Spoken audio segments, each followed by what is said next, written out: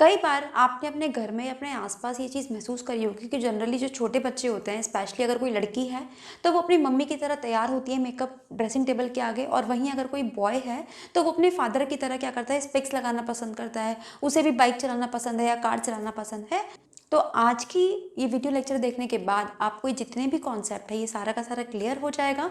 तो hello friends, welcome back to Pragati Mantra classes. My name is Shivangi Agarwal and I am your mentor for upcoming TET examination.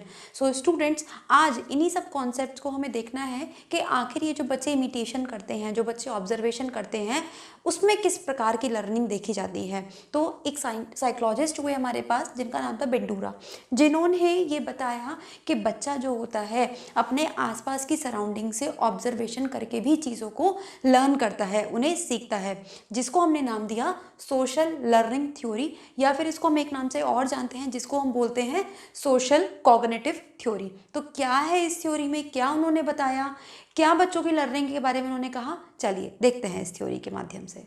तो यहाँ पर हमें बताया गया कि जो ऑब्जर्वेशन होती है वो किसी भी पर्सन की लर्निंग में एक बहुत महत्वपूर्ण रोल प्ले करती है।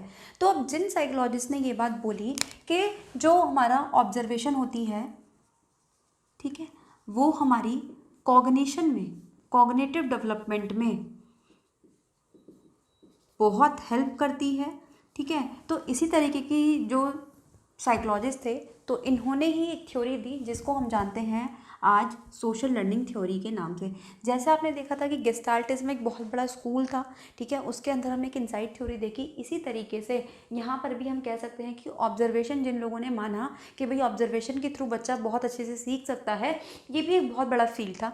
लेकिन जिसकी हम थ्योरी पढ़ने वाले हैं आज अपनी क्लास में, वो है हमारे पास एल्बर्ट बेंडूरा साहब, जिन्होंने पूरी की पूरी थ्योरी थी कि बच्चा अपने समाज से, अपने आसपास की चीज़ों से, चीज़ों को देखकर किस प्रकार से लर्निंग कर सकता है। तो इन्होंने यहाँ पे हमें एक बात बताने की कोशिश करी कि जो और लोगों का बिहेवियर है, ठीक है, जो और लोगों का बिहेवियर है वो किस तरीके से बच्चे की कॉग्निशन में, बच्चे के संज्ञानात्मक विकास में हेल्प करता है। ठीक है, वो हमें किस थ्योरी से पता चलता है, वो हमें इस थ्योरी की हेल्प से पता चलता है। यानी कि सोशल और लर्निंग जो थ्योरी है ये हमें बताती है कि आसपास के लोगों का बिहेवियर बच्चे के संज्ञानात्मक विकास में किस तरीके से हेल्प करता है। जैसे कि आपने देखा होगा, अक्सर जब हमारे घर में छोटे बच्चे होते हैं या फिर ऐसे बच्चे होते हैं जो कि बहुत जल्दी एनवायरनमेंट से चीज़ों को सीखते हैं, तो उनके सामने जनरली पेरेंट्स क्या कोशिश करते हैं कि हम अच्छी लैंग्वेज यूज़ करें, अच्छा एनवायरनमेंट बना के रखें, क्योंकि बच्चा जिस एनवायरनमेंट में रहेगा, बच्चा उस एनवायरनमेंट से जो भी चीज़ें ऑब्जर्व करेगा वही चीज़ें वो अपनी लाइफ में भी उतारेगा। फॉर एग्जाम्पल, अगर मान लीजिए कि कोई ऐसा घर है जहाँ पे जो पेरेंट्स हैं, मान लो उनकी बहुत लड़ाई रहती है, जो उसके फादर है मान लीजिए बहुत ड्रिंक करते हैं, ठीक है, वो अब उसकी मदर को मारते पीटते हैं, तो बच्चे के अंदर क्या सब चीज़ें, बच्चे के अंदर भी वही सब चीज़ें आएंगी, बच्चे के अंदर भी वही गुस्सा, वही अब्यूजिव वर्ड बच्चा यूज़ करने लगा धीरे धीरे। लेकिन अगर वहीं एक बच्चा ऐसा है कि जहाँ पे जिसकी फैमिली है बहुत प्यार से रहती है, सब एक दूसरे को सपोर्ट करते हैं, उनके मदर फादर दोनों वर्किंग हैं, सब लोग मिलजुल के अपना काम खत्म करते हैं, तो बच्चे के अंदर भी वही कॉपरेशन की भावना, बच्चे के अंदर भी वही प्यार, सिंपैथी, इन सब चीज़ों की जो फीलिंग्स हैं वो डेवलप होगी। वहाँ पे बच्चे का जो डेवलपमेंट है वो ज़्यादा अच्छे से हो पाएगा। तो यही, ये सब चीज़ें, यही थ्योरी एक्सप्लेन करती है। जब हम बार बार ये चीज़ बोलते हैं कि बच्चे को हमें एक अच्छा एनवायरनमेंट देना है, अच्छा एनवायरनमेंट देना है, क्यों देना है बच्चे को अच्छा एनवायरनमेंट? क्योंकि अगर बच्चे के पास अच्छा एनवायरनमेंट होगा तो वो अच्छी ही चीज़ें वहाँ से ऑब्जर्व करेगा।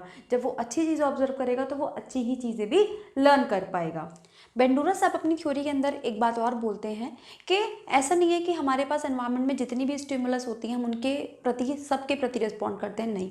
उन्होंने कहा ऐसी कुछ चीज़ें ही होती हैं जिसके प्रति हम रिस्पॉन्ड कर पाते हैं। अब वो चीज़ें क्या होंगी भाई? जिन चीज़ों को आप ऑब्जर्व करोगे तभी तो आप रिस्पॉन्स कर पाओगे।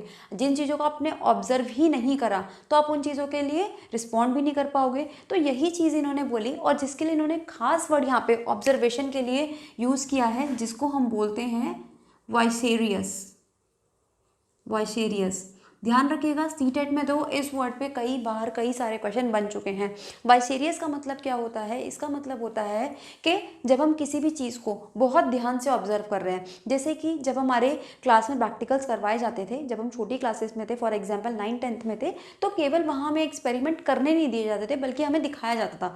या 6 to 8 की भी मैं बात करूँ तो हमें सिर्फ एक डिमॉन्स्ट्रेशन दिखाया जाता था और हमसे कहा जाता था कि इसको ऑब्जर्व करना है, इसको आपको ध्यान से बैठ के देखना है। ठीक, तो वही चीज़ इन्होंने बोली है कि वाइसेरियस का मतलब क्या होता है यहाँ पे, किसी भी चीज़ को ऑब्जर्व करना, और जिस चीज़ को हम अच्छे से ऑब्जर्व कर पाते हैं तभी हम उसके प्रति अच्छे से रिस्पॉन्ड भी कर पाते हैं। और इसीलिए यही जो वाइसेरियस टाइप की लर्निंग होती है, जिसको हम बोलते हैं लर्निंग थ्रू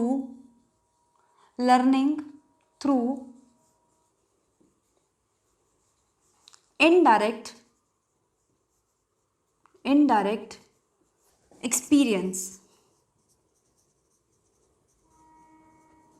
यही हमारी इस थ्योरी का पूरा मूलभूत आधार बन जाती है। यानी कि जो इम्पोर्टेंट पार्ट है हमारी थ्योरी का, वो केवल और केवल क्या है, ऑब्जर्वेशन, यानी कि वाइसेरियस। अब ध्यान रखिएगा, अगर पेपर में आपके पास कभी वाइसेरियस की जगह ऑब्जर्वेशन भी आ जाए या फिर कोई भी ऐसा वर्ड आ जाए जो कि ऑब्जर्वेशन से मिलता जुलता है, तो वही इस क्वेश्चन का आंसर होगा। तो यहाँ पे इस थ्योरी के माध्यम से हमें यही बात बार बार बताई जा रही है कि बच्चा जो भी कुछ चीज़ें सीखता है, ठीक है, वो कैसे सीखेगा, ऑब्जर्वेशन के माध्यम से। जैसे कि आपने देखा होगा, जब बच्चा स्कूल जाता है, सबसे पहली बार जब बच्चा स्कूल जाता है, तो ऐसा तो नहीं है ना कि बच्चे को कुछ भी चीज़ें नहीं आती, नहीं, बच्चे को काफ़ी कुछ आता होता है उस टाइम पे। भाई बच्चे को ब्रश करना पता होता है, बच्चे को दूध के बारे में पता होता है, बच्चे को अपनी बुक्स, कॉपीज, पेंसिल पकड़ना उसे आ गया होता है, बच्चे को तब तक वर्ड्स बोलने आ गए होते हैं। तो ये सब बच्चा चीज़ें कहाँ से सीखता है, बच्चा एक तरह से इन सब चीज़ों को एक्वायर करता है। ठीक है, देखो दो चीज़ें होती है हमारे पास, एक होती है लर्निंग और एक होती है हमारे पास एक्वायरिंग। ध्यान रखिएगा, जो हमेशा एक्विजिशन होता है वो हमेशा इजी होता है। एक्विजिशन का मतलब क्या है कि बच्चे ने खेल ही खेल में, ठीक है, देखते ही देखते घर वालों से बहुत सारी चीज़ें सीख ली। फॉर एग्जाम्पल, अगर मान लीजिए उसके मम्मी पापा हैं, ठीक है, तो जो उसके मम्मी पापा हैं वो अपने दादी दादाजी के डेली उठ के पैर छूते हैं, डेली उन्हें विश करते हैं, तो बच्चे के अंदर भी वही सब हैबिट्स अपने आप डेवलप हो जाएंगी। अब बच्चा जब किसी भी बड़े को देखेगा तो वो खुद से ऑटोमेटिकली नमस्ते करेगा, ठीक है, खुद से उन्हें विश करेगा। तो ये सब चीज़ें उसके अंदर कहाँ से डेवलप हुई, ऑब्जर्वेशन के थ्रू डेवलप हुई। तो ये यही बताना चाहते थे कि ज़रूरी नहीं है कि बच्चे को हर चीज़ लर्न करवाई जाए, बल्कि बच्चा बहुत सारी चीज़ें खुद से भी एक्वायर कर लेता है, और जब बच्चा उसको एक बार एक्वायर कर लेता है तो बच्चा धीरे धीरे उसको इमिटिएट भी करता है। इमिटिएट का मतलब होता है कि बच्चा उसको धीरे धीरे रिपीट भी करना शुरू करता है। अब इस रिपीटिशन के बाद रिजल्ट पे निर्भर करता है कि वो दोबारा से रिपीट होगा या नहीं। फॉर एग्जाम्पल, अगर मान लो कि बच्चा बाहर गया, ठीक है, प्लेग्राउंड में गया, वहाँ उसने देखा कि कोई शराबी इंसान है या फिर कोई मतलब बुरा इंसान है जो कि गालियाँ दे दे के बात कर रहा था, बच्चे ने भी कुछ वर्ड्स वहाँ से सीख लिए। अब उस बच्चे ने जब घर आके वो वर्ड्स रिपीट किए तो उसके मम्मी पापा ने उसे बहुत मारा और उसे बोला कि आज के बाद ये वर्ड्स यूज़ नहीं करने हैं। तो बच्चा समझ गया कि अब मैं ये वर्ड्स यूज़ नहीं करने, ये गंदी बात है, बच्चे ने वो चीज़ नहीं करी। अब ऑब्जर्वेशन के माध्यम से बस एक चीज़ हो जाती है कि यहाँ पे बच्चे को ये नहीं पता होता कि जो चीज़ें मैं सीख रहा हूँ क्या वो सही है या वो गलत है। ये कब पता चलता है, बच्चे को बाद में जाके पता चलता है। कैसे पता चलता है, वो पता चलता है कि सामने वाले ने, हमारे आसपास के लोगों ने उस पर क्या प्रतिक्रिया दी है, क्या रिएक्शन दिया है। अगर सब लोगों ने उसे प्रेस किया है तो वो जो उसका बिहेवियर है वो उसकी लर्निंग बन जाएगी, ठीक है, वो उसको रिपीट करेगा, उसकी लर्निंग बन जाएगी। लेकिन अगर वो बिहेवियर उसका गलत हुआ तो उसे वहीं पर स्टॉप कर दिया जाएगा और वो उसको उसकी लर्निंग नहीं बनने दिया जाएगा। इसीलिए हमने ये बोला था स्टार्टिंग में कि जो बिहेवियर है धीरे धीरे क्या बन जाता है, उसके कॉग्निशन में आ जाता है, उसके संज्ञान में आ जाता है। तो अब ये जो बच्चे ने ऑब्जर्व किया और चीज़ों को इमिटेट किया, इसी को बेंडूरा ने एक अलग नाम दिया जिसको हम बोलते हैं मॉडलिंग। तो मॉडलिंग का मतलब क्या हो गया कि बच्चे ने कोई चीज़ बाहर से ऑब्जर्व करी और उसको दोबारा से इमिटेट किया, उसी चीज़ को हमने क्या बोला, मॉडलिंग बोला। अब बेंडूरा साहब यहाँ पे एक बात और बोलते हैं, वो कहते हैं कि हम ये नहीं कह सकते कि जो डायरेक्ट एक्सपीरियंसेस हैं, ये जो इनडायरेक्ट एक्सपीरियंसेस हैं, ये डायरेक्ट के ऊपर चले जाएंगे। मतलब ऑब्वियस बात है कि जो डायरेक्ट एक्सपीरियंसेस, जो चीज़ें हम सीखते हैं वो ज़्यादा अच्छी होती हैं, ज़्यादा टाइम तक हम याद कर सकते हैं और ज़्यादा हम कह सकते हैं इंपॉर्टेंट होती हैं। लेकिन इसके साथ ही साथ हम ये चीज़ नहीं कह सकते कि इनडायरेक्ट एक्सपीरियंस को हम अंडर एस्टिमेट नहीं कर सकते। कैसे, आपने देखा होगा एडोलेसेंस में अक्सर जो बच्चे होते हैं, ठीक है, चाहे वो गर्ल्स हो बॉयज़ हो, आसानी से अगर उनके घर में स्कूटी या बाइक प्रेजेंट है तो बच्चे बहुत आसानी से खुद पे खुद सीख जाते हैं। ठीक है, ये सब चीज़ें उन्होंने कैसे सीखी, ये सब चीज़ें उन्होंने बस दूसरों को ऑब्जर्व कर करके सीखी। कभी भी देख लेना, अगर कोई आपके घर में हो ना कि 12 से 18 साल तक का बच्चा है तो उसे बहुत शौक होगा, किसी की भी स्कूटी आएगी फट से स्कूटी की चाबी लेके गायब है, बाइक की चाबी लेके गायब। इसी तरीके से स्पेशली जो गर्ल्स होती हैं वो अपनी मम्मी को देख देख के किचन में बहुत कुछ सीख जाती हैं। बॉयज़ भी सीख जाते हैं, अगर बॉयज़ को इंटरेस्ट है तो वो ऑब्वियसली अपनी मम्मी के पास रहेंगे और वहाँ पर उनको देखते देखते ही बहुत सारी चीज़ें ऐसी होती हैं जो वो सीख जाते हैं। जैसे कि मैं अपना ही एग्जाम्पल लेती हूँ, जब मैं छोटी थी तो मेरे चाचा घर पे बच्चों को कोचिंग पढ़ाया करते थे। अब जब वो बच्चों को कोचिंग पढ़ाया करते थे, उन्होंने पूरा कोचिंग जैसा अपना सेटअप किया हुआ था घर में। तो जब चाचा और बच्चे, उनके स्टूडेंट्स जो थे वो चले जाते थे, उसके बाद मैं क्या करती थी, अपने भाई को लेके वहाँ बैठ जाया करती थी और एज अ टीचर मैं उसको पढ़ाती थी वहाँ पे। ठीक है, उसको बिल्कुल उसी तरीके से ट्रीट करती थी जैसे कि स्कूल में एक टीचर बच्चे को ट्रीट करती है। तो कहीं ना कहीं ये सब चीज़ें मैंने कैसे सीखी, ये सब चीज़ें मैंने अपने चाचा से ही सीखी। ठीक है, कि वो किस तरीके से पढ़ाते हैं, किस तरीके से बच्चों से बात करते हैं, किस तरीके से उनसे इंटरेक्शन करते हैं। ये चीज़ें मुझे कहीं से सिखाई नहीं गई, बल्कि ये चीज़ें मैंने खुद से ही ऑब्जर्व कर करके सीखी। तो ऐसे ही बच्चे बहुत सारी चीज़ें खुद से ही, अपने फैमिली से ही, अपने नेबर से ही, अपने पीयर ग्रुप से ही ऑब्जर्व करके सीख जाते हैं। तो अब ये जो मॉडलिंग बच्चे करके दिखाते हैं, इसके भी उन्होंने 4 स्टेप्स बताए बंडूरा साहब ने, खास स्टेप्स, कि किस तरीके से जो मॉडलिंग करते हैं बच्चे, उनके क्या क्या स्टेप्स होते हैं, क्या क्या स्टेजेस होती हैं, इसकी शुरुआत कैसे होती है, और हमें ये कैसे पता चलेगा कि जो बच्चे ने ये बिहेवियर किया है क्या वो उसकी लर्निंग बन पाएगा या नहीं। तो आइए पहले इन 4 स्टेप्स को देखते हैं कि ये 4 स्टेप क्या है और कैसे ये काम करते हैं। तो जो सबसे पहला स्टेप हमें देखने को मिलता है वो है अटेंशन।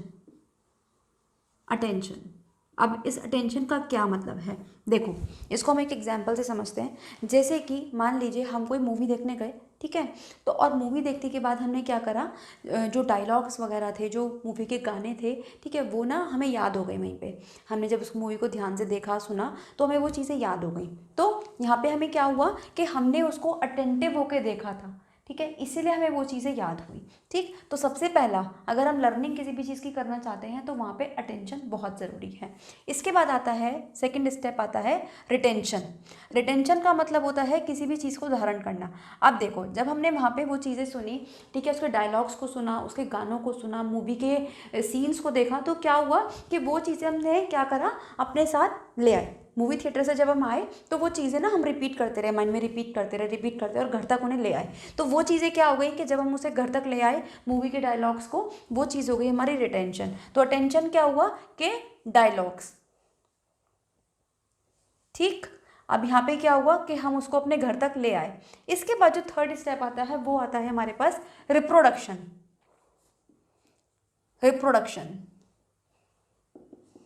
अब इस रिप्रोडक्शन का क्या मतलब है, यहाँ पे रिप्रोडक्शन का मतलब है कि जो चीज़ें वहाँ पे प्रोड्यूस करी गई थी, जो चीज़ें डायलॉग्स वहाँ पे बोले गए थे, जो गाने वहाँ पे गाए गए थे, प्रोड्यूस करे गए थे, उनको हमने अपने घर पे आके फिर से वैसा ही दोहराया। जैसे कि आपने देखा होगा कि कुछ लोग मिमिक्री बहुत अच्छी कर लेते हैं, कुछ लोगों की आवाज़ बहुत अच्छी है तो वो सिंगिंग बहुत अच्छी कर लेते हैं। तो यही क्या हुआ यहाँ पे कि जब वो बच्चा अपने घर पे आया वापस, तो उसने उनको रिप्रोड्यूस किया, ठीक है, उसने भी क्या करा, एक्टिंग करी घर आके, या फिर हम कह सकते हैं कि उसने भी क्या करा, सिंगिंग करी आके।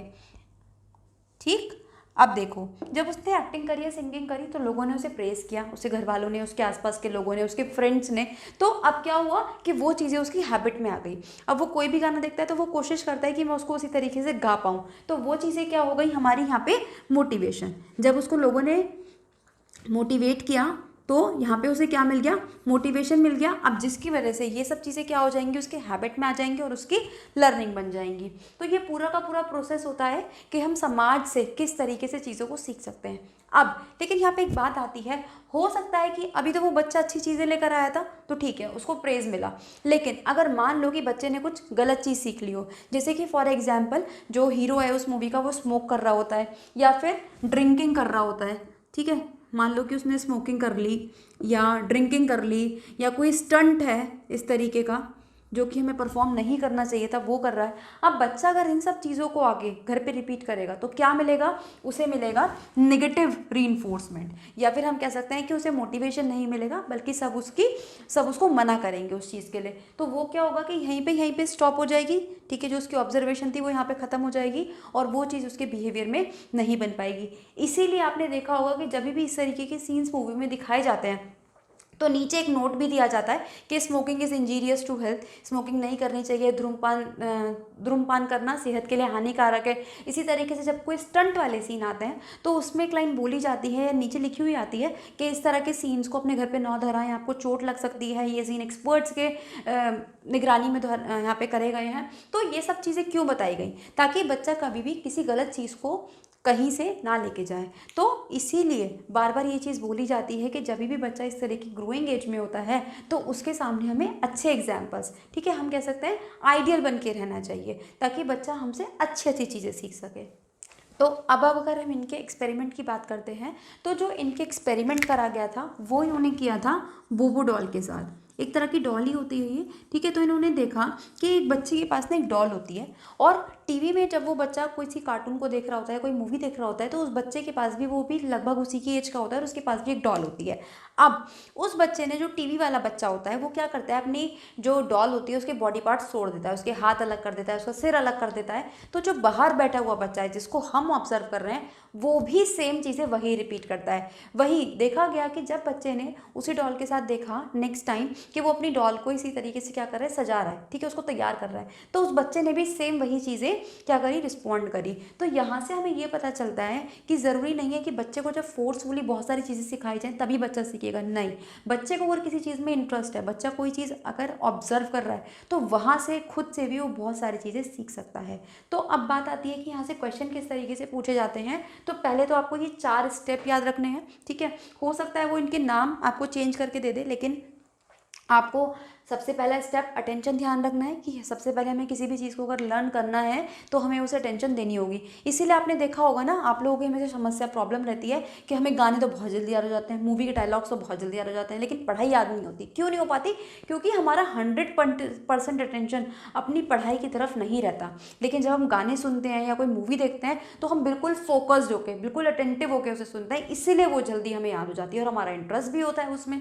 तो यही चीज़ है, अगर हम अपनी स्टडीज़ को भी बिल्कुल अटेंटिव होके पढ़ेंगे तो वो भी हमें याद रहेंगी। तो सबसे पहला स्टेप है हमारे पास अटेंशन। उसके बाद उस चीज़ को धारण करना, मतलब उस चीज़ को अपने माइंड में रख पाना, आराम से स्टोर कर पाना। ऐसा नहीं है कि आपने कुछ चीज़ पढ़ी, फटाक से बुक बंद करी और भाग गए, कुछ और ही सोचने लगे। नहीं, अगर हमने कुछ चीज़ पढ़ी है तो उसके बारे में सोचना पड़ेगा, ठीक है, आखिर ऐसा हुआ तो क्यों, हाँ, चीज़ों को लिंक अप करना पड़ेगा, उन्हें जोड़ के रखना पड़ेगा, तभी हम उसको आगे तक के लिए याद रख सकते हैं। फिर होता है रिप्रोडक्शन। रिप्रोडक्शन का मतलब क्या हुआ यहाँ पे कि अब अगर आपने मान लो कोई थ्योरी पढ़ ली या आपने कोई एक सब्जेक्ट कंप्लीट कर दिया, तो उसके लिए आपको क्या करना पड़ेगा।